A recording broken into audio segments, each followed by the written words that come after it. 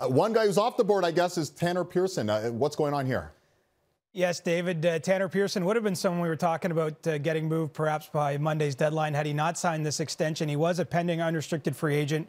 But this is, I think an outcome, obviously, that Tanner Pearson feels good about. He gets a 3-year contract with a $3.25 million cap hit on this deal. Essentially, here in the last week, that this contract was done between his agent, Joe Resnick, and Canucks management. And, for Tanner, it includes a no-trade clause for next year, but he does not have to be protected for the Seattle expansion draft. So that'll be something to watch moving forward. So some business getting done in Vancouver, despite the fact COVID has ravaged that organization, as well as some situations in Toronto as well. Can you update what's going on there?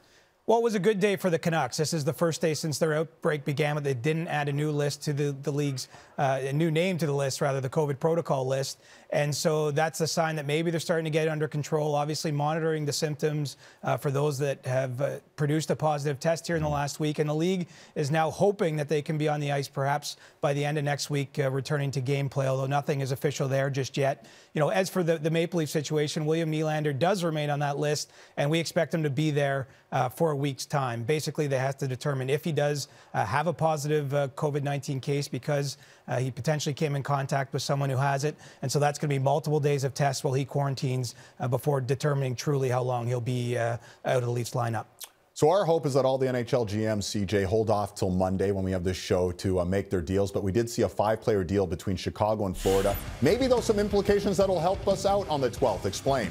Well, the key takeaway here is Bill Zito's our friend, at least for the show, because the Florida Panthers now have more cap space. They actually have more cap space than any team that's having the kind of year that they are, up near the top of the NHL standings. They traded away Brett Connolly's contract as part of that trade today. And what Bill Zito's looking for is potentially a top 6 forward and a top 4 defenseman. So I would say among his colleagues, he's in the best position to be able to add those type of players. And, a couple of the big names, David Savard, who Bill is familiar with from his time in Columbus, could potentially be of interest there. I think even Taylor Hall is a low-key interested party for the Panthers. But even if it isn't those two guys, they're going to be in the mix of a lot that happens here in the next few days. And is that the latest on Taylor Hall, that you think that might be the destination now?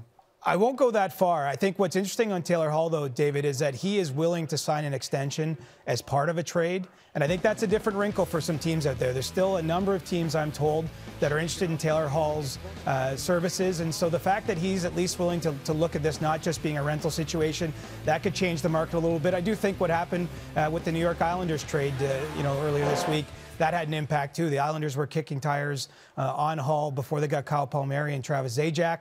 There's some thought, but perhaps the Islanders might still be low-key in the mix there. But, I don't think it's at a point where we can say where Taylor's going just yet. But certainly he's opened some GM's eyes by being willing to sign a new contract. Well, the countdown's on, 96 hours, 72 hours. We're closing in as the bottom line. You're going to be a busy man. Of course, much more coming up.